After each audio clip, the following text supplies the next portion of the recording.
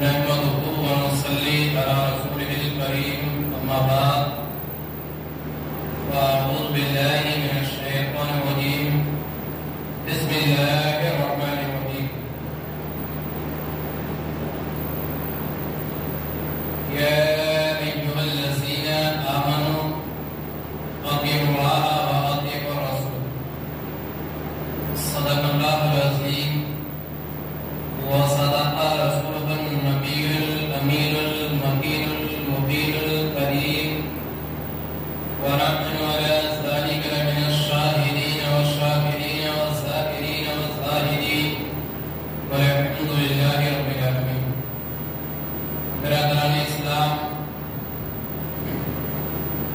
سیدی اعلی حضرت امام اہل سنت یعنی مجدد دین و ملت الشاہ امام احمد رضا خان قطبی زمان علیہ رحمت الرضوان مصطفیٰ کریم صلی اللہ علیہ وسلم کی بارگاہ میں عرض کرتے ہیں تو یہ کہتے ہیں یا رسول اللہ، چمک تجھ سے پاتے ہیں سب پانے والے، میرا دل بھی چمکا لے چمکانے والے، اور تو زندہ ہے واللہ، تو زندہ ہے واللہ، میرے چشم عالم سے چھپ جانے والے. برادران اسلام، آئیے ہم اور آپ سب سے پہلے نبی کریم علیہ الصلوۃ والتسلیم کی بارگاہ میں درود پاک کا نذرانہ پیش کریں اور پڑھیں اللہم صلی علی سیدنا مولانا محمد طب القلوب ودوائی اور فطر بدانی و شفائیہ و روح الابصار و ضیائیہ صلو علیہ الصلاۃ والسلام علیہ نبی یا رسول اللہ صلی اللہ علیہ وسلم. برادران اسلام، کسی شاعر نے کیا خوب کہا ہے کہ مٹ گئے مٹتے ہیں مٹ جائیں گے آدھا تیرے، مٹ گئے مٹتے ہیں مٹ جائیں گے آدھا تیرے، اور نہ مٹا ہے نہ مٹے گا کبھی چرچا تیرا. یعنی یا رسول اللہ، آپ کے جو دشمن ہیں، جو آپ کی مخالفت کرتے ہیں، وہ مٹے ہیں مٹتے ہیں اور مٹیں گے، لیکن یا رسول اللہ آپ کا وہ کچھ نہیں بگاڑ سکتے.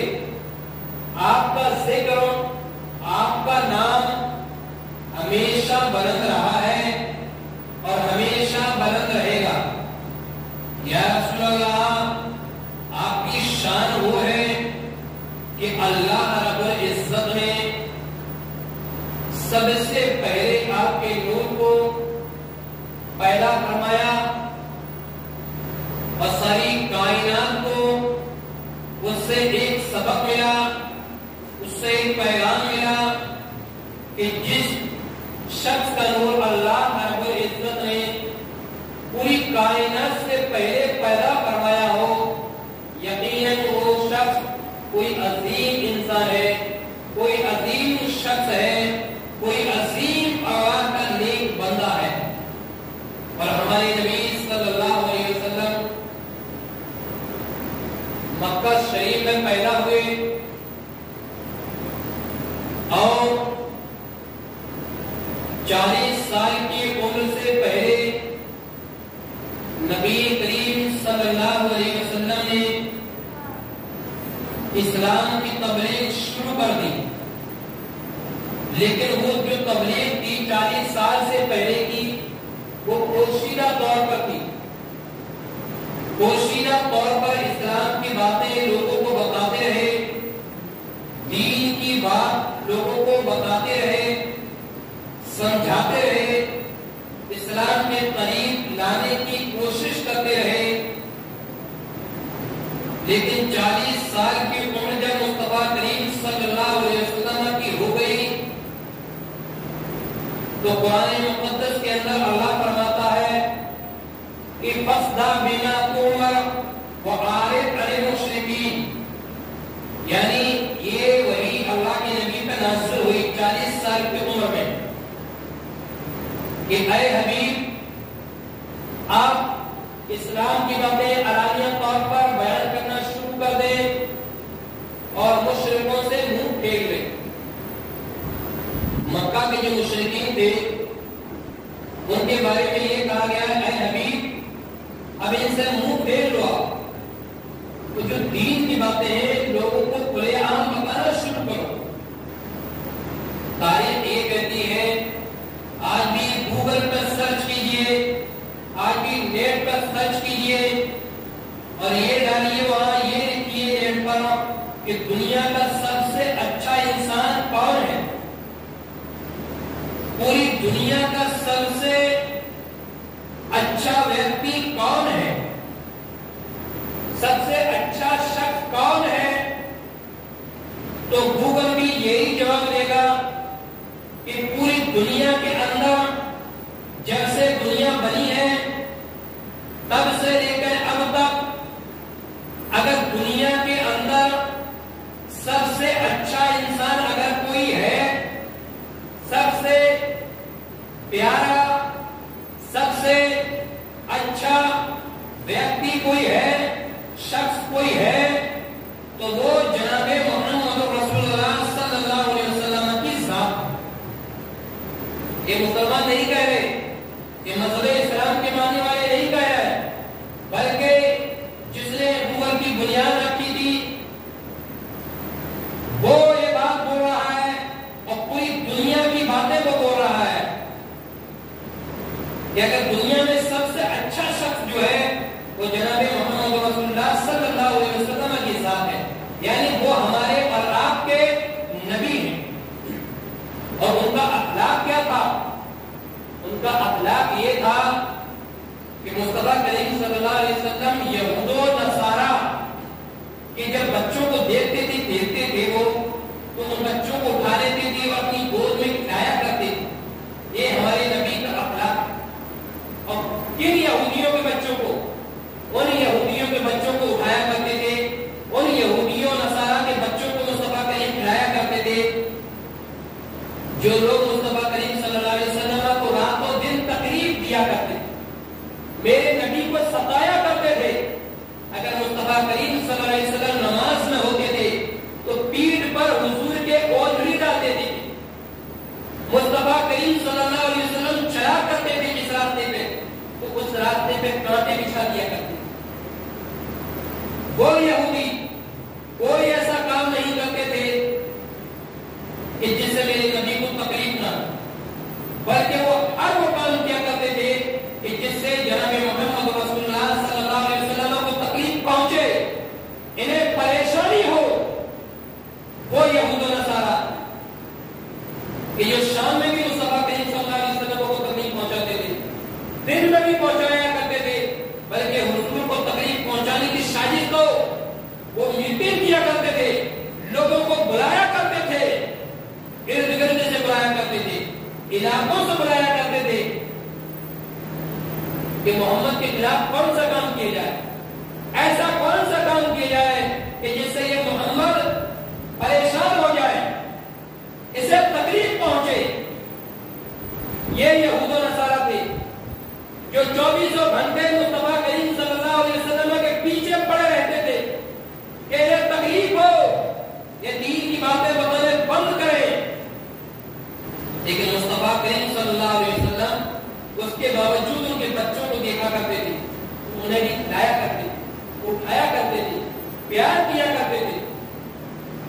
تو یہود بھی دیکھ کر حیرت میں پڑ جاتے تھے کہ جس شخص کو ہم سب سے زیادہ تکلیف پہنچاتے ہیں اس کے باوجود ہی ہمارے بچوں کو اتنا کھلاتا ہے، ہمارے بچوں کو اتنا مانتا ہے، یہ بچوں سے اتنی محبت کرتا ہے، یہ کون ہے آخر؟ کیسا انسان ہے؟ آخر یہ محمد کس دنیا سے آیا ہوا ہے؟ اس محمد کو کس نے بھیجا ہے؟ آخرکار اس کا مقصد کیا ہے؟ اس محمد کا ارادہ کیا ہے؟ آخرکار یہ کیا چاہتا ہے؟ کیا سوچ ہے اس کی؟ کیا فکر ہے اس کی؟ کس مٹی سے بنا ہوا ہے یہ محمد کہ جس کو اتنی تکلیفیں ہم پہنچاتے ہیں، اتنا نقصان پہنچاتے ہیں، اس کے باوجود یہ ہم سے ملا رہتا ہے. اگر ہماری طبیعت خراب ہو جاتی ہے تو یہ ہماری عیادت کے لیے آتا ہے. ہمارے بچوں کو دیکھتا ہے تو یہ اپنی گود میں اٹھا لیتا ہے، ہمارے بچوں کو کھلاتا ہے. اگر ہم میں سے کسی کو تکلیف ہو جائے، طبیعت خراب ہو جائے، تو یہ محمد ہمیں دیکھنے کے لیے آتا ہے. یہ ہماری مزاج پرسی کے لیے آتا ہے، یہ ہمارا مزاج پوچھنے کے لیے آتا ہے. آخرکار کون شخص ہے، کیا چاہتا ہے، کیا ارادہ ہے اس کا؟ یہود و نصارہ کی یہ سوچ.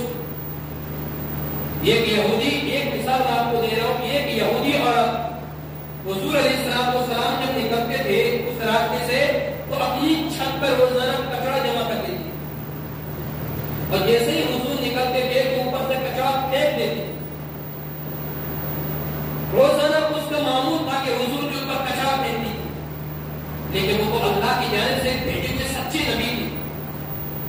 ان کا مقصد ہی اسلام کو پھیلانا تھا، ان کا مقصد ہی انسانیت تھا، لوگوں کو جوڑنا تھا. کیونکہ آقا کریم کی پیدائش اسی پر ہوئی ہے کہ آپ لوگوں کو جوڑیے. توڑنے کے کام کے لیے محمد رسول اللہ دنیا میں نہیں آئے، بلکہ وہ تو جوڑنے کے لیے آئے ہیں. تو حضور علیہ السلام برا نہیں مانتے تھے، لیکن اچانک ایک دن ایسا ہوا کہ مصطفیٰ کریم اسی راستے سے نکلے تو کیا دیکھا کہ اس یہودی عورت نے کچرا نہیں پھینکا. میرے نبی فرماتے ہیں کہ اے میرے صحابیوں یہ بتاؤ کہ یہ یہودی نے، اس عورت نے، یہودیہ نے آج کچرا کیوں نہیں پھینکا ہمارے اوپر؟ تو وہ صحابی رسول کہتے ہیں یا رسول اللہ وہ یہودی عورت آج بیمار ہے. بولے بیمار ہے؟ بولے چلو اس کی عیادت کے لیے چلتے ہیں، چلو اس کی خیریت معلوم کرنے کے لیے چلتے ہیں، اس کا حال چال دریافت کرنے کے لیے چلتے ہیں. اللہ اکبر. یہ میری نبی کریم صلی اللہ علیہ وسلم کے مصطفیٰ کریم جاتے ہیں اور پہنچ جاتے ہیں. یہودی عورت دیکھ کر حیرت میں پڑ جاتی ہے، پوچھتی ہے اے محمد کس لیے آئے ہو؟ تو میرے نبی فرماتے ہیں مجھے معلوم ہوا ہے کہ تمہاری طبیعت خراب ہے، مجھے معلوم ہوا ہے کہ تم بے چین ہو، مجھے معلوم ہوا ہے کہ تم پریشان ہو، اور میرا من کیا کہ میں تیری عیادت کر لوں، میرا من کیا تیرا حال معلوم کر لوں، اس لیے آیا ہوں. بولے تم اس میری عیادت کے لیے آئے ہو جبکہ میں تمہارے اوپر روزانہ کچرا پھینکا کرتی تھی، تمہیں تو مجھ سے دور ہونا چاہیے. مصطفیٰ کریم فرماتے ہیں یہی تو اسلام ہے. اسلام وہ مذہب ہے جو دور رہنے کے لیے نہیں بلکہ لوگوں کو قریب کرنے کے لیے آیا ہے. اسلام ہی تو وہ دھرم ہے جو مانوتا کو، جو انسانیت کو ایک جگہ کرنے کے لیے آیا ہے. وہ کوئی اور مذہب ہوگا جو لوگوں کو دور کیا کرتا ہے. اسلام تو وہ مذہب ہے جو دور والے لوگوں کو بھی قریب کیا کرتا ہے. جب اس عورت نے اتنا سنا تو کہا اے محمد صلی اللہ علیہ وسلم میں تو ابھی یہی سوچا کرتی تھی، میں تو یہی مانا کرتی تھی، میری فکر تو یہی تھی، میری سوچ تو یہی تھی کہ آپ کوئی مجنون ہے، آپ کوئی پاگل ہے، آپ کوئی دیوانے ہیں جو اسلام کی باتیں کر رہے ہیں. لیکن آج مجھے پتا پڑ گیا کہ واقعی آپ اللہ کے سچے نبی ہیں. مجھے یقین ہو گیا کہ واقعی آپ اللہ کی جانب سے ایک بھیجے ہوئے ایک اللہ کے سچے اور پکے پیغمبر ہیں. یا محمد صلی اللہ علیہ وسلم اب دیر مت کیجیے اور مجھے کلمہ پڑھائیے اور مجھے اسلام میں داخل کر لیجیے. مصطفیٰ کریم فرماتے ہیں کہ پڑھ لو لا الہ الا اللہ محمد رسول اللہ صلی اللہ علیہ وسلم. عزیزان اکرامی یہ تھا میرے نبی کریم صلی اللہ علیہ وسلم کا اخلاق. یہ ہمارے نبی کا اخلاق تھا جو اپنے تو اپنے دوسروں کو بھی جوڑنے کا کام کرتے تھے. اور یہی اسلام ہے. آج پوری دنیا کے اندر لوگ طرح سے اسلام کو پیش کر رہے ہیں، کئی میڈیا کے سامنے طرح سے اسلام کو بدنام کرنے کی سازش کر رہے ہیں. نہیں پیارے، اسلام کو جوڑنے کا کام کرتا ہے، اسلام توڑنے کا کام نہیں کرتا. کیونکہ جو اسلام کو لے کر آیا ہے وہ جناب محمد رسول اللہ ہے، اور ان کا پیغام یہی ہے کہ اے میرے امتیو، اے میرے ماننے والوں، ہمارا دین وہ ہے، ہمارا مذہب وہ ہے، لوگوں کو توڑنے کا کام نہیں کرتا ہے بلکہ لوگوں کو جوڑنے کا کام کرتا ہے. جس اسلام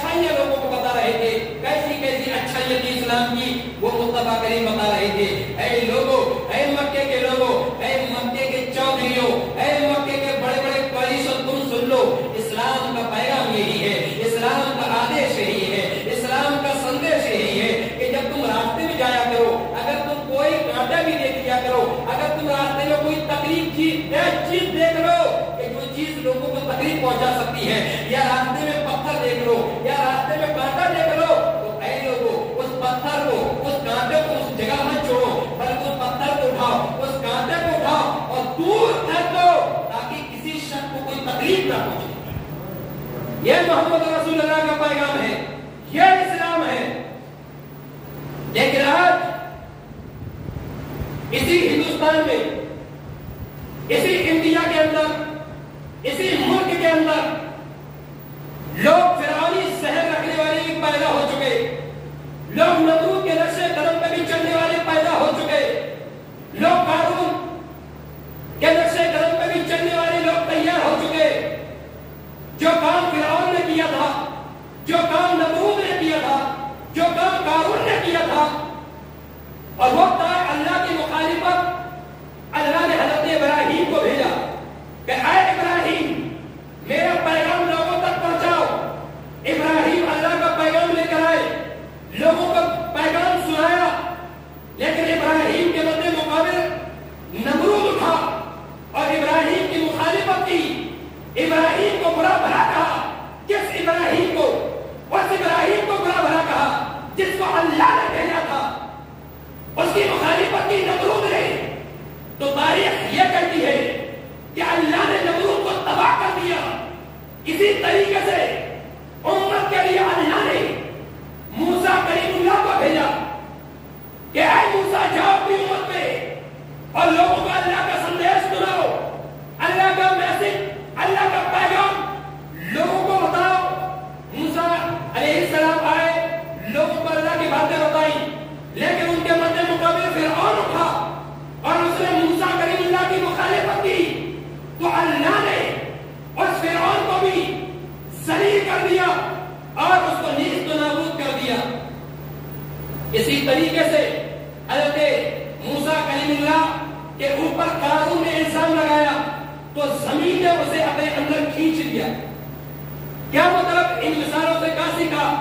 इन जुमलों से हमने यह सीखा कि जो अल्लाह की जानिब से आएगा, जो नबी अल्लाह की जानिब से पैगाम लेकर आया है, अगर उसकी मुखालिफत की, अगर उसके खिलाफ बोले, तो यकीन जानो कि तुम नीस्त नाबूद हो जाओगे, तुम बर्बाद हो जाओगे, तुम हलाक हो जाओगे। तारीख तो मौजूद होगी, लेकिन तारीख के सफात पर तुम्हारा नाम और निशान तक मौजूद नहीं होगा। इसी तरीके से मुस्तफा करीम सल्लल्लाहु अलैहि वसल्लम भी अल्लाह की जानिब से आए, अल्लाह का पैगाम लेकर आए और अच्छी अच्छी बातें लेकर आए और वो बातें लेकर आए कि कोई भी मजहब हो, तमाम मजहब एक साथ रहे, एक दूसरे के खिलाफ न बोले, बल्कि हमारे नबी का पैगाम तो यह था कि ऐ मेरे साहबियों, किसी के मजहब के खिलाफ मत बोलना, किसी की मजहब के किताबों के खिलाफ मत बोलना। ये मेरे मुस्तफा का पैगाम, ये इस्लाम का पैगाम कि किसी के मजहब पे हमला मत करना। ये मेरे नबी का पैगाम कि ऐ मेरे साहबियों, अगर तुम जंग के लिए जाते हो और अगर तुम फतेहयाब हो जाओ, तुम जीत जाओ, तो किसी का मंदिर को मत तोड़ना, किसी के गिरजाघर को मत तोड़ना, किसी के कलीसियाओं पर हमला मत करना। ये मेरे नबी का पैगाम था कि किसी कौम की इबादतगाहों को बर्बाद मत करना। ये मेरे मुस्तफा का पैगाम, ये हमारे नबी का पैगाम, ये इस्लाम का पैगाम। लेकिन तारीख यह कहती है कि हमारे नबी के इतने अच्छे अच्छे पैगाम, यह है इस्लाम जो किसी की इबादतगाह को बर्बाद करने का आदेश नहीं देता, किसी का मजहब के खिलाफ बोलने का आदेश नहीं देता। लेकिन इसी मुल्क में एक फिरौनी शहर रखने वाला, एक नमरूद के नक्शे कदम पर चलने वाला,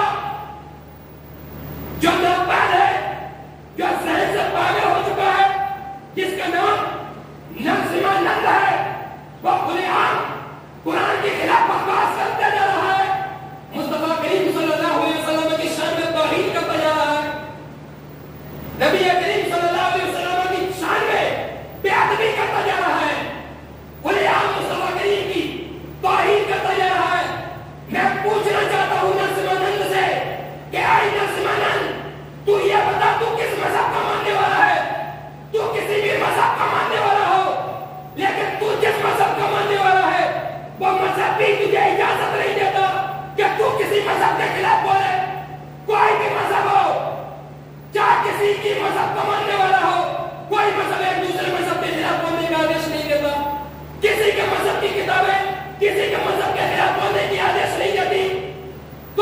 جس مذہب کا ماننے والا ہے وہ مذہبی تجھے اجازت نہیں دیتا کسی کے مذہب پہ کسی کے مذہب کے خلاف بولنے کی.